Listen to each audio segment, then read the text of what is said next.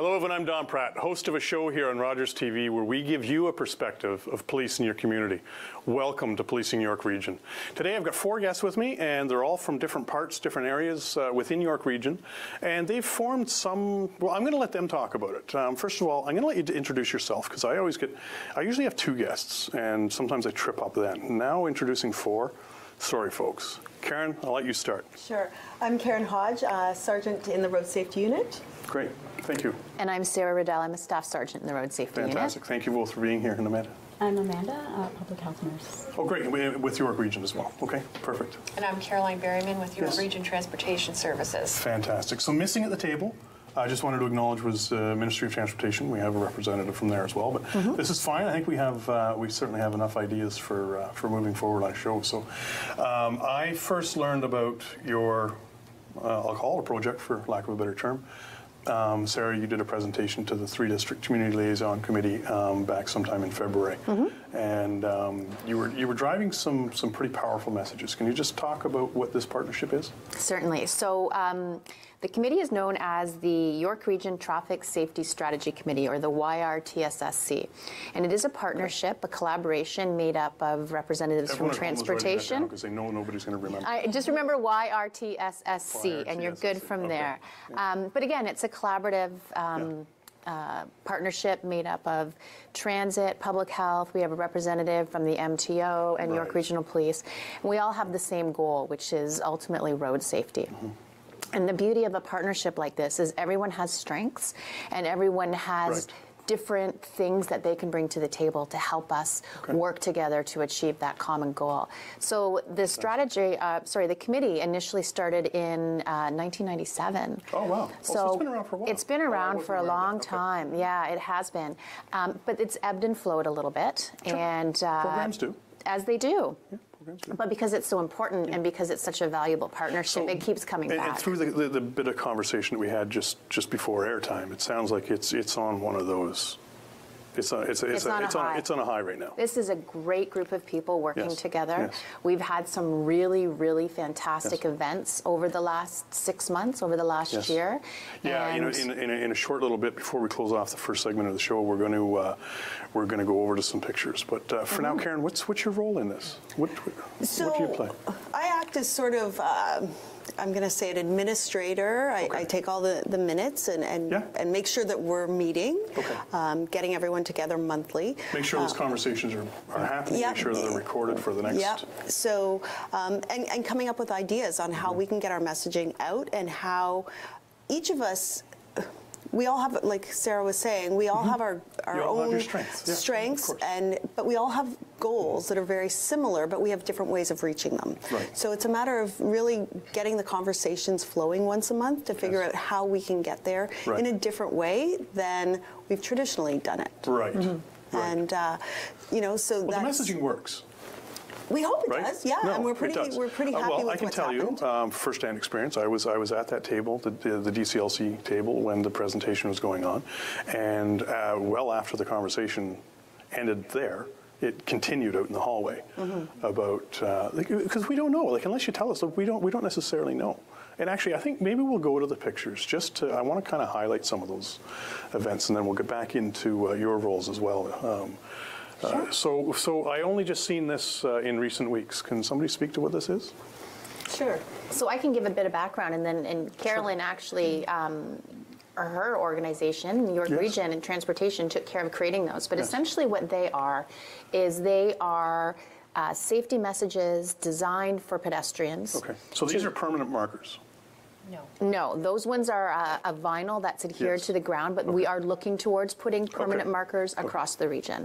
So this was an event that we held in November in Markham, and it coincided with the Ontario Ministry of Transportation's launch for their pedestrian safety campaign. So that was, again, our valuable partner, the MTO.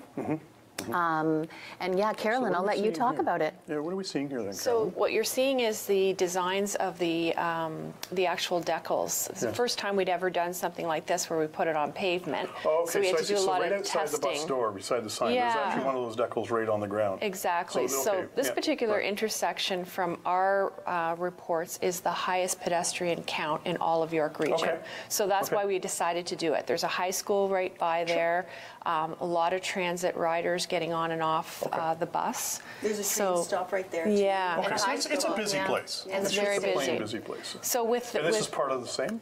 Yeah, Yep. this is we started before the sun went down, Okay. so to speak, so we could get people. But it was to highlight our visibility campaign. So we want people to make sure that they're wearing reflective clothing, Okay. that they're being seen by motorists. Yeah, great, great. Yeah, one of the educating officers. Yeah, and it was great. We got a lot of media attention that day. Oh, good. Which Yeah. was really good because, again, we need help getting our Yes. message out, right? Yeah, and that's part of this platform, right? yeah. Like, that's why we're here. That's perfect. And this, again, was part of the, I love This that. is a different event. So this Okay. is one that we just had this past March, Mm-hmm. and it was more specific. Again, distraction was the focus on this one, and it was more specific to distracted walking and distracted pedestrianism and the danger that I love that. pedestrians So find that's themselves in. on the left side of the screen for the folks at home. It's Pledge to Ignore. Yeah. That's great. So that's actually a campaign all unto its own. Yeah, that's a campaign that's been running for 4 years. We started on distracted driving when the legislation came through, but we're also now focusing on distracted walking as an issue. Okay, great. And I got to know a little bit more about this because this is I wasn't able to be there that day, and I'm really sorry I wasn't. But can you just explain a bit about this? Sure.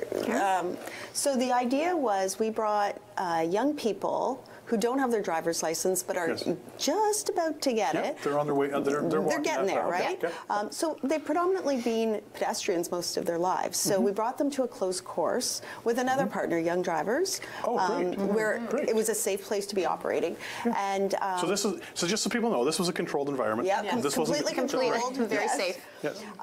And we had the kids get in the cars and drive Right. for the first time for the most part. Wow. A couple had already driven a little bit before. What a Some had great never opportunity. driven before. Yes, Yes. never driven before, and they got in the car That's with great. instructors and Yeah. were given some distractions, Okay. and then Sarah and other people were out there being distractions on the road, being pedestrians. Wow. And so our Wow. goal was to really have these young people. So you're recreating what happens real time. Yeah, we want them to 100%. get out of the car after and see whether or not that's going to change any of their pedestrian behavior. Once they see what it's like to be a Right. driver and how quickly things change, Yes. that was our goal there, to just kind of put kids in that position and see if we can get them to be ambassadors to change Yeah. behavior. And recognize their vulnerability too, right? Once Yes. they've actually seen how pedestrians are interacting with vehicles from behind the wheel, Right. the hope is that then they will be more responsible when they're out walking around. Right. We had amazing right. results. We interviewed did. the kids after, and all of them okay. said, "Oh, I would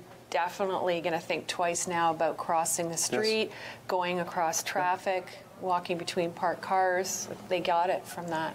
Right. Yeah. No. And we use this show on that platform many times. Well, both of the officers have been on at different times. Karen, you've done some great traffic pieces, and I'm always stunned by the results of distracted driving. I get your media releases every Monday morning, just like the rest of the world, as they see them, and it's just staggering to me.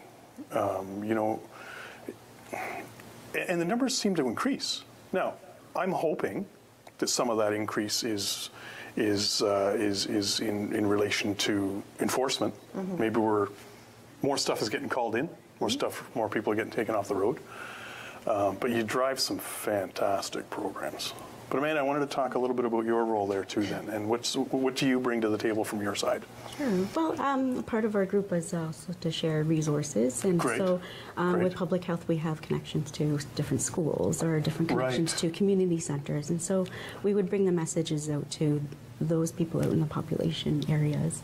Great. And and so when we do get together to kind of think of how our approach our campaigns would be, we would kind of collaborate on what our messages would be and how we would get that out.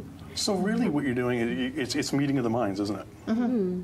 You're bringing together minds from all related fields Yeah, I mean, our goal is to reduce fatalities and serious injuries on our roads. We all have that common goal in our roles, and we have different ways of achieving that goal. So try and put them together and come up with some maybe strategic ways to get that message out. Because it's not just enforcement, it's not just education, it's not just prevention, but it's everybody working together to drive all those messages that are actually going to change that behavior, and that's our goal. I've had the opportunity, well, since doing the show, we're actually into our third season now. I've had many opportunities, and we try and create those opportunities to have somebody to talk about traffic, distracted, impaired.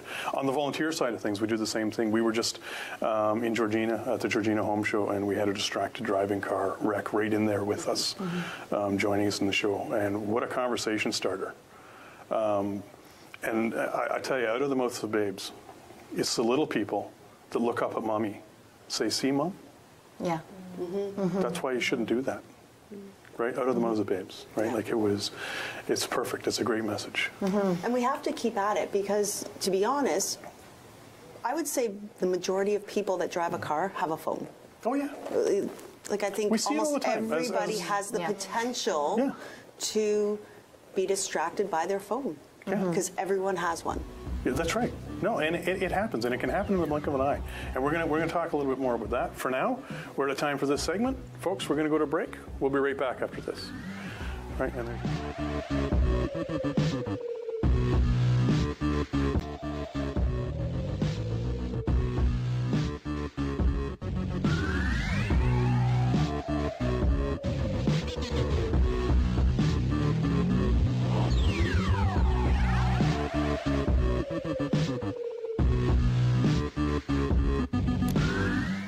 hello, everyone. We're back, and we're talking everything traffic in that whole umbrella. We've got a few different folks here to carry that conversation. Caroline, I just wanted to talk a little bit about your role and your unit.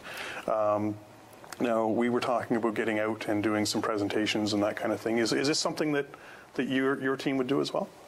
Well, I provide the materials and the presentation images and that go out with the officer and make the connection into the schools as well. So my role is really on the marketing and communication of the campaign, relying on YRP and, of course, public health to execute that. Well, fantastic. Because one thing that we're always looking for, and this is at every level that we play with YRP, is we're looking to build those bridges, build those connections.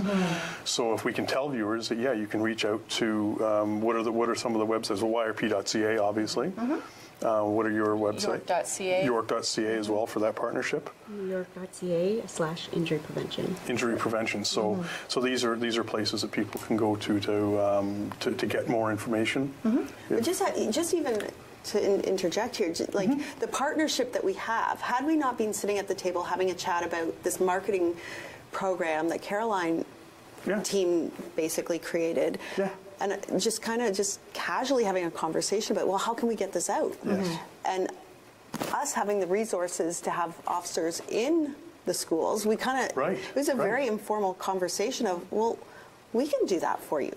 We can do that. So just having this team really to have those informal conversations of kind of problem solving, to share our resources. It's really a win-win for all of us. It is, absolutely, and in so many circles that is the case. It's just collaborative minds, right? And we, that's what we say in the volunteer world. It's just, the more hands we have, the better off we are, right? It just makes for more information exchange. And one of our big deliverables that the TSSC continued to do from 1997 to now, even when it wasn't, when it was in its low phases, is the coordinated car seat clinics. Yes. So that's something that we're doing every month all around the region. Information for that can be found on a website, which is taken care of, I believe, administered by Public Health. What was that, Kurt? The website is yorkregionchildseat.ca. yorkregionchildseat.ca, all lowercase, one word. And on there, there'll be a calendar where it will list all the different car seat clinics that are available. So that's through your team? The car seat clinics? We update the list, so we get all the dates that are available with car seat clinics, and we update the calendar, and and we coordinate the clinics. Yeah, we've had the opportunity of being out to Summit in Georgina. Actually, what we did was created a partnership with Georgina Fire, because it never failed. if we planned an outside car seat inspection clinic, that's the only day that month it would rain. Yes. So the fire chief here was kind enough to offer us their entire building for the day. We set it up and we just treat it like a drive-through. We've got 4 inspections going at one time. Perfect. I believe the last time we did it, we had, I believe it was 87 inspected. And you know what, Don, that piece is so important, right? So when we talk about is. road safety, we talk about seatbelts. Absolutely. And then when we're talking about seatbelts, like we were saying earlier about young people and distracted pedestrianism, it's the kids that tell their parents, buckle up. That's right. Right? So that's why... People don't know that. No. And myself included. Like I was educated on that a couple of years ago. That it's, and it was actually Karen. We were talking on a show, and by the end of the show, my realization was it's the youth. You did something, and I knew I was going to lose the name of it, but you did it in front of schools last September in the summer. Traveler. Primary, fantastic program. Where now, if I have it right, the students made up their own fake tickets, and they were the ones that were actually stopping traffic, saying, thank you for being a good driver, thank you for keeping me, I'm a grade 7 student here at R.L. Graham, thank you for keeping me safe. What a great program. Yeah. Right? Focusing on the positives versus the negatives, right? Yeah. Really reinforcing people who are taking the care to drive safely, and you're educating our future. And that future is educating their parents. Us. Yes, and that's the important thing. And that's when we talk about that collaborative effort amongst us all, is that we are engaging every age group, right? And one of our futures is, or one of our future goals is to get a little bit more into the elementary field and talk to some younger kids, because we've done a lot of work with high school, with the pedestrian safety and the distracted pedestrianism and driving. We go to seniors centers. We've done seniors days where we'll go out and we'll talk about driver's licenses and seniors safety. Bike rodeos where we'll go out and we'll talk about safe bicycling, and Amanda will have information there about helmet safety. So we really are looking at getting that message out to every group. Yes. And just making our community safer as a whole. In the same way that we're collaborating to that goal, we want everyone else to collaborate and I was to that touching goal. on that before the break, that any one of you can be contacted. And, you know, like I know here in Georgina we have many senior groups, we have schools and what have you. Any of them can reach out to any one of you and have a presentation done in their own house, like in their own, on their own platform, in their school, in their gymnasium, or what have you. It's a tremendous program, and I'm just gonna bounce back to the primary traveler piece, because it happened to have been one of my favorite days. We got to be there as Rogers TV, doing the interviews. We were interviewing both kids, teachers, police personnel. And you know, I can tell you, first of all, it was one of our most popular shows. It went out on YouTube, and it got thousands of hits. But following that, 2 of my neighbors' kids attended that school. So I heard all about it from their parents, about this was really cool. Like my 7 year, I guess at the time he was 11 years old, says he's never been allowed to stop a car before. It was cool. So it was a great program. yeah, and it was very safe. The officers were stopping the cars first, making sure that the driver was in a position to be talking to the kids and whatnot. Again, it was and a controlled, it was safe all very environment. controlled, Like, and the kids had so much fun. I should have let off with that. We weren't sending, the officers weren't sending kids out into live lane traffic. No. All the cars were being stopped by police officers. Officially, they were being stopped by police officers and rolled up to the kids that were. Yeah, and you know what? Before the actual event takes place, there is a conversation in the classroom with a police officer to talk about traffic safety and why it's everybody's responsibility. It's a shared responsibility for every road user, right? So, and then they did a follow-up conversation in the classroom about what did they learn, you know, what would they do differently, what are the conversations they're going to have with mom and dad or guardians of whoever they get in the car with. So again, it's making them responsible for their own safety in a vehicle as well. So no, and a great program, and that too. Just it's worth noting, much like some of the stuff that you folks are doing collaboratively, that element on its own, that was just a creative-minded police officer that said, hey, maybe we should try this. Yeah. Down in Stouffville. Your unit, I guess, is the one that picked it up.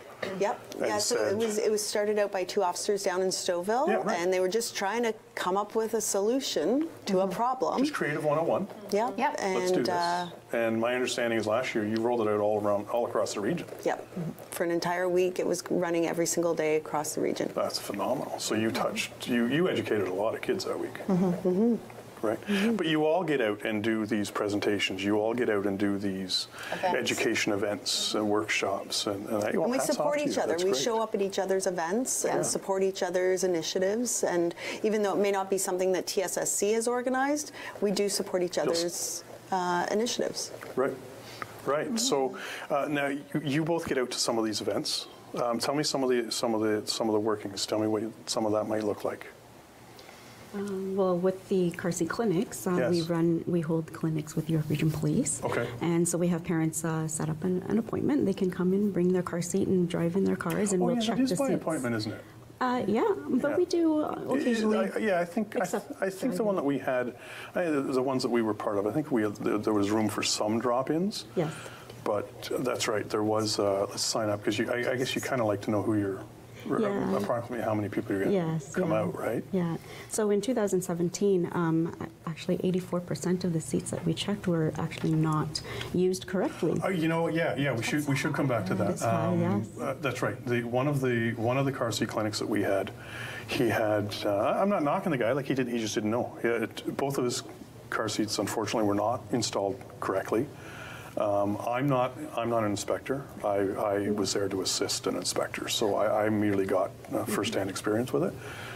And neither the driver nor the passenger were wearing their seatbelt coming in off of the road. No. So I'm not going to say that they had a bad day because we had some very generous officers there, but they were, let's say, they were very well educated. That as they're exiting the parking lot, the car seats are going to be in better condition, and they're going to be wearing their seatbelts. Be properly installed, and yes, everyone is educated on that day. Yes, but you host a lot of those, or you're part of a lot of these car seat clinics. This isn't just once in a while. In the summer months when it's nicer, we can host a little bit more. Yeah, in the winter we try to hold them inside in the bays of either the ambulance or fire stations. Okay. And so we try to hold them throughout the region, Georgina, Markham, Vaughan, Richmond Hill, so we have everyone covered. Yeah. And again, people can find that calendar on the website, yorkregionchildseat.ca. Right, okay. Yeah. Okay, perfect. Yeah. Perfect. And other kinds of workshops. You said bicycle safety. Yeah, we do also go into elementary schools and we talk about wearing bike helmets. Yes. And so we teach the young children the 2v1 rule. So the 2 is 2v1. And so 2 is the 2 finger widths where the brim of the helmet should be above your eyebrow. Oh, proper sizing. Yeah, sure. Proper sizing as well. V is for the 2 straps that go around the ears. Okay, and then 1 is 1 finger that can fit underneath the strap. Gotcha. So once you have the 2v1 rule in place, then you know your helmet is fitting properly. And there's approved headwear as well, right? Yeah. I understand that there needs to be a sticker in there of some kind. Yes. I really don't know much about it. I know that when we buy them for the grandkids, we ask at the counter, like, are these approved? And if they say they are, I'm at their mercy. Yes. Right? Yeah. Because our grandkids, they're in helmets all the time. Unless mom and dad are out with them and they're on the grassy backyard, they might make an exception. But they're out on the road, they know to follow the rules. Yeah, right? yeah. And it's getting them to adopt a behavior that will last them through a lifetime. So if we can educate them at a young age, then they will have that time to maybe develop that into a healthy habit. Well, I can tell you, I was up at Canada Day in Georgina. This is a few years ago. We used to bring a portable police station there to staff. One of the elements is we would have York Regional Police patrolling on bicycles. And we had one young chap, I'm going to say he was all of 8 or 9, come up, and he's fully outfitted actually. He had the elbow, the knee, the helmet, and he came over and asked one of our officers at the time, could you please go speak to my dad? I know it's not the law for him to wear one, but I still think it's a good idea. Fair call. Yeah. Fair call, right? There is an age where I believe the exception is gone. You no longer have to, but it's not required for adults. But and the police set a great example. They're all in helmets when they're on bicycles. Yep. I personally think it's a great example. It's actually quite a picture when you're walking the town of Georgina and you see two of the corps officers and two of the bylaw officers, all kitted up and geared up in their with their helmets. It's quite an impressive sight, right? And that's what it is. It's education. It is. Right? And just by virtue of example, that's what you're doing. So, folks, thank you so much for being on the show. That made a great piece. Thank you. Everyone, that wraps up this episode of Policing York Region. For more information on the show, rogerstv.com. For more information on York Regional Police, yrp.ca. Have a great day. And that wraps us up.